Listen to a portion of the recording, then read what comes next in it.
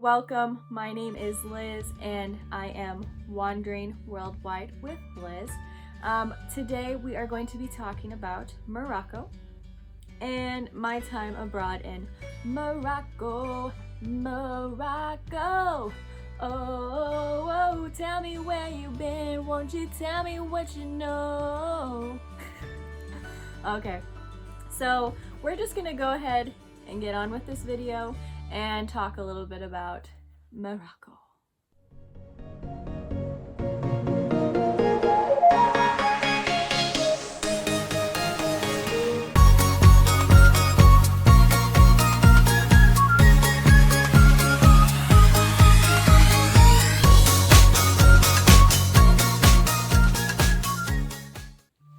So, you might be wondering, what are we talking about today, Liz? Well, we are actually going to be talking about culture shock. Oh, thinking about traveling, thinking about living abroad, maybe somewhere, or maybe this just scares you a little bit, and that's why you don't travel.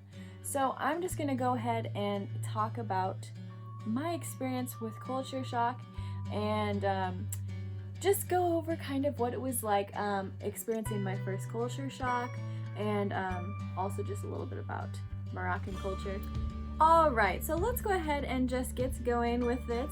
And I want to talk to you about 5 things that I experienced when it came to culture shock when I arrived to Morocco. Number 1, the biggest culture shock was truly just the shock of being surrounded in a language that wasn't English. Wow. Oh, I know. Really? So this may sound like, well, yeah, duh, but the thing is, you don't really, unless you've done some traveling and stuff, and if you're from the US, you don't always hear that many languages. Sure, in the US you hear Spanish.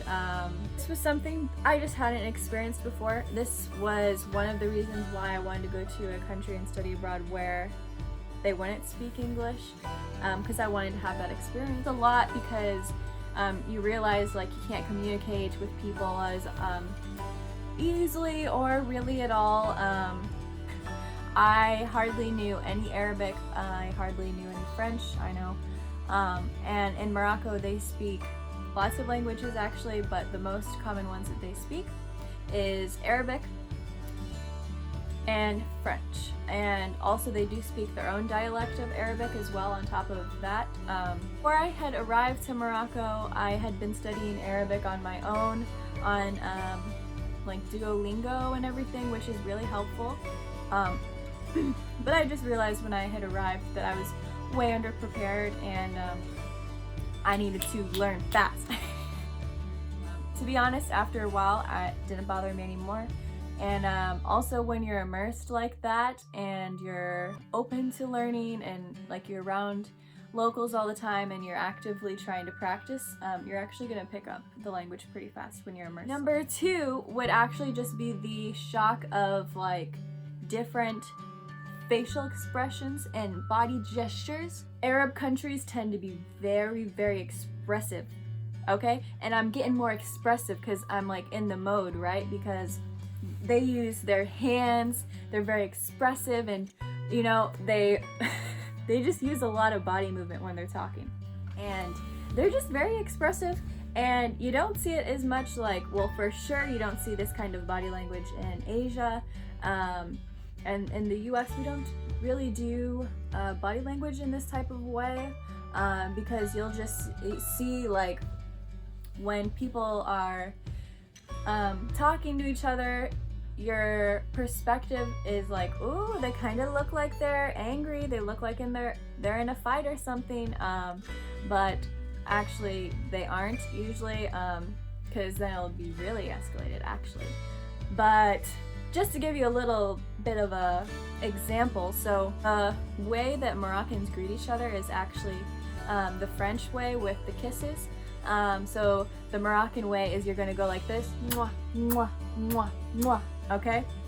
Depending on how much the person you're greeting, they are close with you, they know you, you know, all of that stuff, they're going to really, yeah, just engage more in this greeting. Be like, it's so hard to show, but you'll like grab them, and also hug them, and then like kiss, mwah, mwah, mwah, and then go, mwah, mwah, mwah, and then you'll bring in for a hug. And yeah, that's like the Moroccan greeting. It's very expressive. And I wasn't used to this because, you know, in the US, hey, how are you? Yeah, I got used to it, and Moroccans, they just love to show their love to you, give you a big old hug and a big old kiss. It's honestly pretty lovely though. You'll see, you know, men doing it, they're greeting each other, and it's just like interesting, coming as a perspective from an American, you know. And then also like to explain a little bit some other body language stuff. So you'll see a lot of times they touch their chest. By that is like when they're talking, they'll go, hey, you know, they'll just do this kind of stuff. Like they're talking, they touch, yeah, I don't remember how to speak much Arabic anymore, but they kind of just are like, stuff like that. It's just like a different way, it's a different body language. So that was something that was pretty, yeah, it was like a culture shock. I got used to it pretty soon, but those were just things I noticed right off the bat when I got to Morocco. Number 3, جوج, واحد جوج ثلاثة. Just that's a little bit of Moroccan Arabic. واحد جوج ثلاثة. Was traffic. Okay, so the traffic is pretty crazy, but also it's not the craziest when you compare it to some other countries that are out there. But I had to relearn how to cross the street. Yeah, because they have stoplights, but they don't use them. Not really, like hardly at all. It's kind of like a precautionary measure. I guess it's just there for the aesthetic. I mean, like they don't really use them. So the thing is, you've got to just like cross the street. So the roads have got, you know, cars everywhere. It's got donkeys, it's got motorcycles. It's like such a mix of modes of transport on the road, and then also there are people walking everywhere, because yeah, I mean there's a really big amount of people that they walk everywhere, which is really nice. And also like it's pretty easy to walk everywhere as well, because the way that they have like the city set up and everything, it's nice. People enjoy walking as well. Car is coming. They're not really gonna stop, but you just gotta like eye them, like, okay, the car is coming, you see them, and then like they're gonna keep going, and you see like they're getting close, and maybe you can like just stop there in the middle of the road. They're gonna keep going, and then as soon as they pass, you just like go and you're on the other side of the road. You just like see a small opening, okay, and you're like, all right, they're coming, and there's other things moving around, and then you just have to like just go fast. Like there's cars coming, and you just gotta go fast and cross the road. Like if there are things coming, you can still technically go, as long as you just have given yourself enough time to go over. I mean, that was something that I had to learn how to do, and I was just like, what the heck? Like, what the heck? Because, you know, in the US they're like, oh, look both ways. And then you cross, like slowly, and also only if like the light says you can cross. Morocco, cross the road Moroccan style. Number 4, واحد جوج ثلاثة أربعة. Arba. Number 4. Wait. As you can see, I'm just pondering and waiting around here. La la la. Moroccan time. I had no problem adapting to it, but it was something that definitely can be a big culture shock to people. But for me, it wasn't much of a problem, because with Moroccan time, everyone's always late. If you're saying like, oh, I'll see you at 5 o'clock, you'll see them at 5:30 or 6 o'clock. To some people, they'll find this extremely annoying, and to other people they'll find it really refreshing, like me, because to be honest, this wasn't something that was difficult for me to adjust to, because I am not the best at keeping track of time anyways, and I kind of just like to go with the flow. I don't like having all of these schedule type things, and I'm usually the one who is late when it comes to meeting up with people. And for the first time, it was finally acceptable for me to like take my time. It's like, oh yeah, I was gonna be meeting a friend, and then it was like, okay, well, said we're gonna meet at 5 o'clock, and it's like 4:45 now. I didn't like get ready really, and like I'm not quite ready to leave yet. So then you could take your time and freshen up, you know, smell nice, you know, wash your face maybe, you know, all that kinds of stuff, and just take your time. And then you're like, okay, well now I'm ready to go. And maybe you left the house at 5 and you're a little bit late, and the thing is, they would be late too and maybe they're not even there yet. So for me it was pretty refreshing, because you didn't have to like rush all the time, and also they aren't worried always about like going on to the next thing, and it's like it can be a really big culture shock for some. With Moroccan culture, also something that is really ingrained in the culture is family is always first priority. So I guess for some people they could say, you know, it's like Allah is number one and then family. I don't know, way up there, because the thing is like if a Moroccan is like with their family and they've got like some type of doctor's appointment, or they were gonna meet up with their friends, or like even if they're going to class or something, family is always going to be more important, because family is first. And so if they're still chatting with their family, or heck, if they're even chatting with a really close friend and they're a little bit late to class, they aren't going to be getting in trouble for any reason. Even if like it comes to like the work environment. So I didn't work a lot of jobs in Morocco. I did an internship, but I remember I was completely shocked at first, and then I was just like, okay, it's fine. Got used to it. But at my internship, so at the community center that I worked at, I remember asking like what time it is that I needed to be there, like when are they open, you know, so I kind of knew when it is that I can go. I could drop in really at any time, hang out there, hang out with the women, you know, do different events. I did lots of things there, but I remember that like they said that they opened at I think 9 a.m.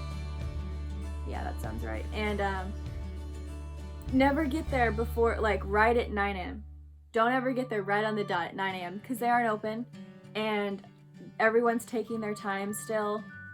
And yeah, I remember the very first time I went, I had got there at 9 a.m. like right on the dot. So like I technically wasn't late, like if this was the US, except for if it was the US I would have just made it like within seconds. I showed up at 9 a.m. the doors were still locked, no one was there, and I was like, huh. And so I just like waited outside, and then by the time it was like 9:20, then people started coming on in, and then I realized like, okay, this is Moroccan time, just like go with it. Yeah, pretty much. That also goes for like not just like meeting up with people, but also for like closing maybe, or like events going really long. They'd be like, oh, you know, let's just hang out for a couple hours, and then you end up hanging out all day, or you know, because Moroccans, they just love chatting, they love hanging out with their family, they love hanging out with all their friends, they're very sociable people. They love that quality time, all of that stuff. So a couple hours spent with your friend will probably end up being a much longer gathering than you thought. Khamsa. Number 5. So for the very last one and the best one, I'm going to talk to you about siesta and tea time. So Moroccans absolutely love their tea. And usually a lot of Moroccans, it seems like they drink tea like 2 to 3 times a day. And I freaking loved it. I didn't meet a single Moroccan that wouldn't drink tea, and I don't think I ever will because they love drinking their tea. So, drink of Morocco is Moroccan tea, and it is green tea with sugar cubes and mint, and it is so good. And often, like, the tea was really sweet. They put a lot of those sugar cubes in there, but I freaking loved it, mashallah. And I would absolutely love to have some delicious Moroccan mint tea, looking at the sunset on a beautiful terrace. Oh my gosh, I would absolutely just love to be doing that right now. But instead, I'll show you this picture of when I had drank tea in Morocco. Here we are on a terrace at a beautiful place in Morocco, enjoying and sipping our sweet, delicious Moroccan mint tea. Bismillah, bless, alhamdulillah, ooh, enjoy. And another amazing thing that I loved about Morocco, and it can be a culture shock for some, but I'm pretty sure it's going to be a good culture shock for you, and that is the siesta. So other cultures that do this is Spain, and actually if you don't know where Morocco is located, so you've got all of Africa. I'll put a map up. So you've got Africa, and then touching where Morocco is, then you've got Spain just right up there.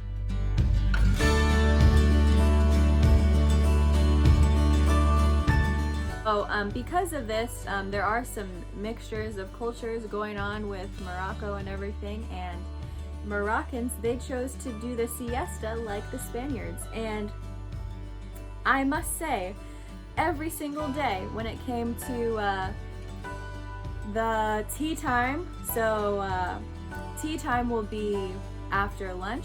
Lunch is the biggest meal of the day, by the way. So you start the day off pretty late. Usually most people are getting up at like starting their day in Morocco at about 9 a.m. Like fully starting their day. Like they'll start their day with prayer and everything and not do much. Just mostly maybe some brisk walking exercise with the sunrise, or doing some prayers and stuff like that. But most Moroccans' day don't start until around 9 in the morning.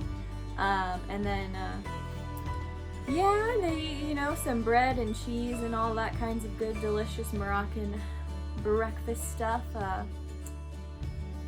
Here's a beautiful picture of some Moroccan breakfast.